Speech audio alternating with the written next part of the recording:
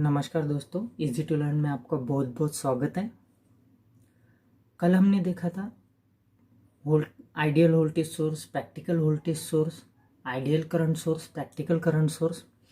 तो ये थे अपने करंट सोर्स के बारे में हमने थोड़ा सा जानकारी हासिल की थी। आज हम उन्हीं को कन्वर्ट करेंगे एक दूसरे में। उसी को हम सोर्स कन्वर्जन भी बोलते हैं। वोल्टेज सोर्स को हम करंट सोर्स में कन्वर्ट करेंगे, करंट सोर्स को हम वोल्टेज सोर्स में कन्वर्ट करेंगे। ठीक है, लेकिन ऐसा करने की क्या जरूरत है? देखिए दोस्तों, ये करने से हमारे जो नेटवर्क में कॉम्बिनेशंस आते हैं, किसी किसी नेटवर्क में करंट सोर्स दिया होता है और वोल्टेज सोर्स भी दिया होता है, वोल्टेज सोर्स के साथ और करंट सोर्स दिया होता है। यानी कि कॉम्प्लिकेटेड नेटवर्क को सिंपल बनाने के लिए, जैसे कि हमने पहले पैरेलल कनेक्शन में इक्विवेलेंट रेजिस्टेंस दिखाया था। इक्विवेलेंट रेजिस्टेंस क्यों निकालते थे हम? क्योंकि सर्किट को कॉम्प्लिकेशन जो है वो सिंपल करने के लिए इक्विवेलेंट रेजिस्टेंस निकालते थे। उसी तरह हमारा कैलकुलेशन इजी हो वो, इसीलिए हम वोल्टेज सोर्स को करंट सोर्स में, करंट सोर्स को वोल्टेज सोर्स में, यानी कि सोर्स कन्वर्जन करते हैं ताकि कॉम्प्लिकेशन हमारे आसान हो। For the simplification of the complex network, the transformation of the voltage source to equivalent current source और वाइस वर्सा।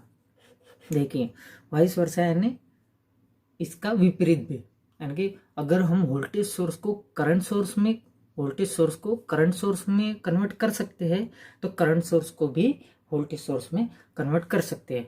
इसके दो टाइप है, जैसे कि मैंने बताया था। वोल्टेज सोर्स को हम करंट सोर्स में कन्वर्ट करेंगे, करंट सोर्स को हम वोल्टेज सोर्स में कन्वर्ट करेंगे। तो आपको समझ में आ गया होगा कि क्यों हमें सोर्स कन्वर्जन की जरूरत है। ठीक है, तो देखते हैं सोर्स कन्वर्जन में। सबसे पहले देखते हैं हम voltage source to current source. देखते हैं voltage source to current source. पहले मैं एक डायग्राम बना देता हूँ।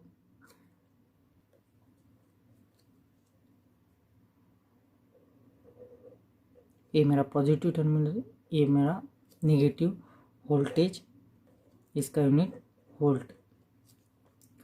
ध्यान से देखिए, वोल्टेज सोर्स में इंटरनल रेजिस्टेंस कैसे कनेक्ट होता है? सीरीज में, एकदम बराबर सीरीज में। ये मेरा हो गया आर एस, सोर्स रेजिस्टेंस, और लोड रेजिस्टेंस ये मैंने कनेक्ट कर दिया।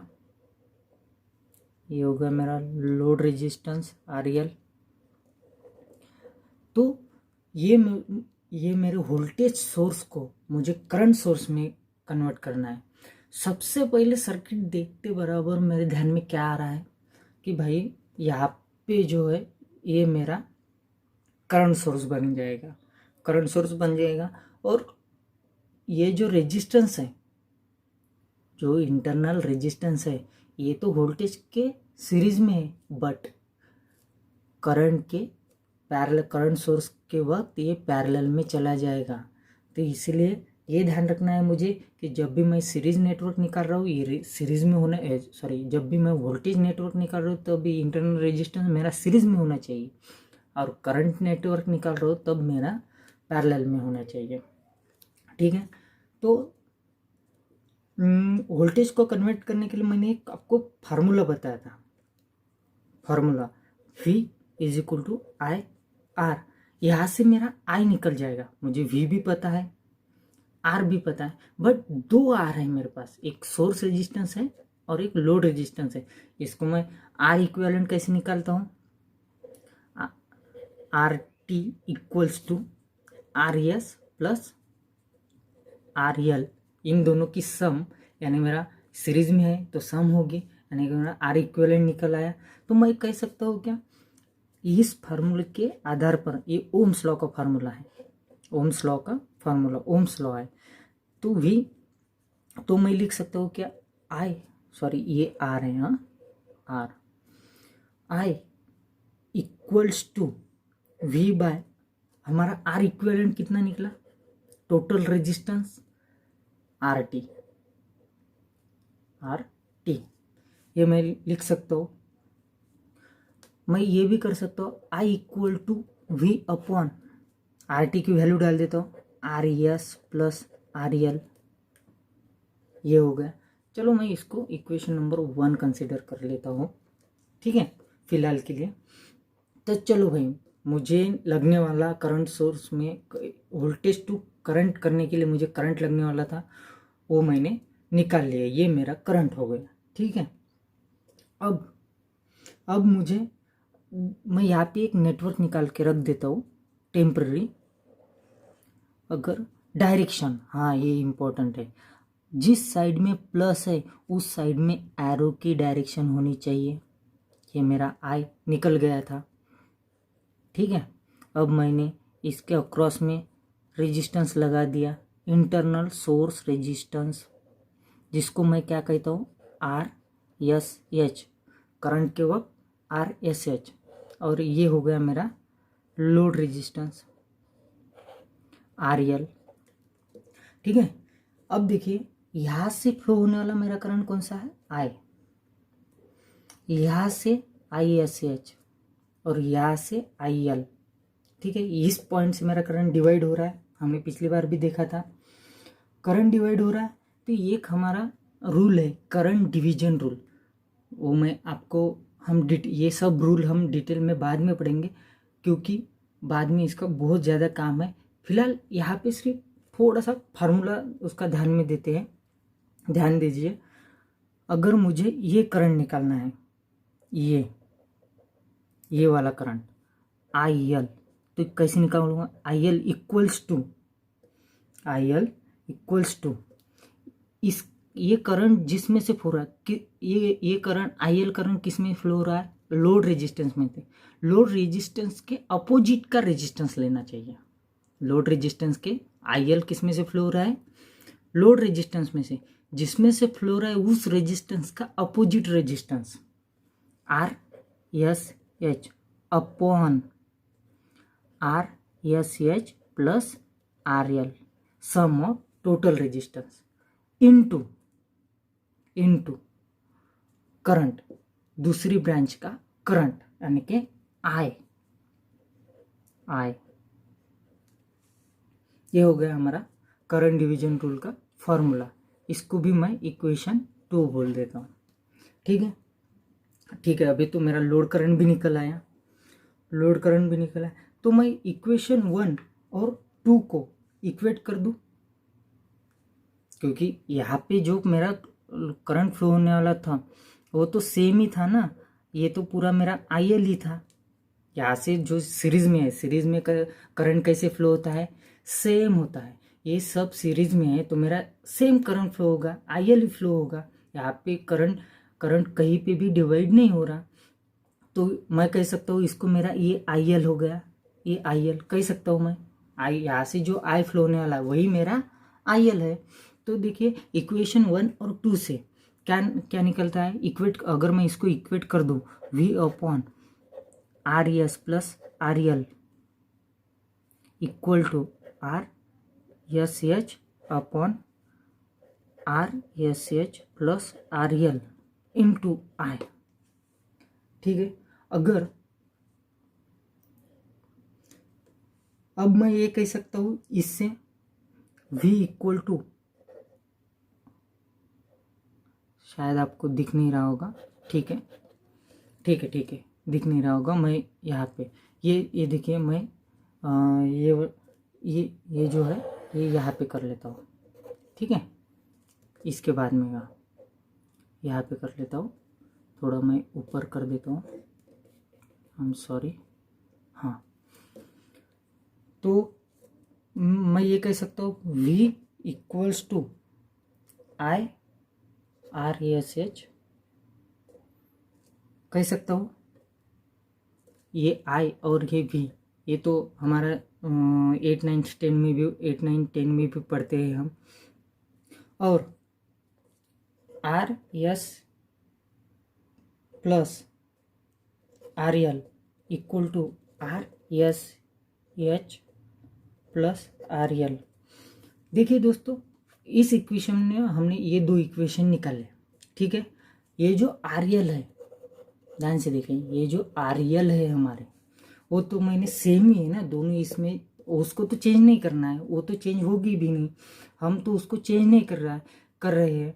तो ये दोनों मेरे सेम हो गए, सेम हो गए, इसका मतलब ये सेम है, तो मेरा R S equal to R S H same हो गया। अगर मेरे ये दोनों सेम हो गए तो ये दोनों मेरे सेम हो गए, ठीक है। अब देखिए आर एस यानी ये वाला रेजिस्टेंस और ये वाला रेजिस्टेंस अगर मेरा सेम है तो मैं सर्किट बना सकता हूँ, बना सकता हूँ कि नहीं, क्योंकि मुझे आई भी मिल गया, ठीक है, आई भी मिल गया, आर एस एच भी मिल गया और आर एल भी है, ठीक है, आई एल भी मिल गया यहाँ पे और आई भी मिल गया। आई तो मैं यहाँ से निकालूंगा, ठीक है, ओम्स लॉ से।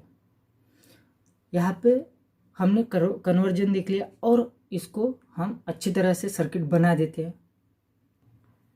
हमारा पहला सर्किट कैसा था, वोल्टेज वाला, पॉजिटिव नेगेटिव वी, ये हो गया हमारा रेजिस्टेंस आर एस और ये हो गया हमारा लोड रेजिस्टेंस आर एल, ठीक है। इसको हमने कन्वर्ट कहाँ से किस में करना है, करंट सोर्स में, तो कर देते हैं ना, उसमें क्या दिक्कत है। अभी हमने पढ़ा था करंट सोर्स आई निकाला था, आई इक्वल टू क्या था, वी अपॉन आर, ठीक है, आर टी इक्विवेलेंट, आई निकल गया था हमारा। फिर हम देखते हैं कि वोल्टेज सोर्स में इंटरनल रेजिस्टेंस सीरीज में होता है, करंट सोर्स में वही पैरेलल में होता है, और हम डिनोट किससे करते हैं, आर एस एच से, ठीक है। लोड, ये जो लोड की ब्रांच है, ये जो लोड है वही हम जैसे कि वैसे लगा देते हैं, ठीक है। ये मेरा आर एल हो गया। अब यहाँ से फ्लो होने वाला करंट मेरा कौन सा रहेगा, आई, यहाँ से फ्लो होने वाला आई एस एच, और निकाले थे ना, आई एस एच भी निकाले थे हमने और आई एल भी निकाला था। तो इस तरीके से हमारा वोल्टेज टू सोर्स कन्वर्जन होता है। देखिए सबसे इम्पोर्टेंट बात जो ध्यान में रखनी है, आप कैलकुलेशन तो कर लोगे, सब कुछ कर लोगे, बट कन्फ्यूजन किस में होता है कि वोल्टेज सोर्स में इंटरनल रेजिस्टेंस सीरीज में होता है या पैरेलल में होता है, करंट सोर्स में इंटरनल रेजिस्टेंस पैरेलल में होता है या सीरीज में होता है, ये कन्फ्यूजन रहता है। इसीलिए एकदम ध्यान से, एकदम केयरफुली उसको अपने दिमाग में उतार लीजिए कि वोल्टेज सोर्स में इंटरनल रेजिस्टेंस सीरीज में होता है, तबकि करंट सोर्स में पैरेलल में होता है, ठीक है दोस्तों। ये था हमारा voltage source to current source conversion. आगे देखेंगे current source to voltage source conversion. उसी तरह मैं यहाँ पे पहले सर्किट निकाल लेता हूँ। हमारा सर्किट था, करंट सोर्स का निकालना पड़ेगा हमें। तो करंट सोर्स का इंटरनल रेजिस्टेंस किस में कनेक्ट होता है, पैरेलल में, एकदम बराबर। आप बिल्कुल अच्छी तरह से पढ़ रहे हो, इससे मुझे बहुत खुशी होती है कि चलो भाई आप बहुत सीरियसली पढ़ते हो। देखना इसका ज़रूर एक दिन आपको बहुत अच्छी तरीके से फ़ायदा होगा। तो ये मेरा हो गया are S H shunt resistance, और ये मेरा हो गया लोड रेजिस्टेंस, ये इंटरनल रेजिस्टेंस, ये मेरा लोड रेजिस्टेंस, ठीक है। अभी इसमें से जो करंट फ्लो होने वाला वो आई, इसमें से आई एल, इसमें से आई एस एच, इसको मुझे वोल्टेज सोर्स में कन्वर्ट करना है। देखिए सबसे इम्पोर्टेंट बात, वोल्टेज सोर्स में हमें क्या लगेगा, वोल्टेज। देखिए करंट की डायरेक्शन कौन सी है, अप साइड, इसलिए मैं अप साइड में ही प्लस दूंगा और डाउन साइड में माइनस दूंगा।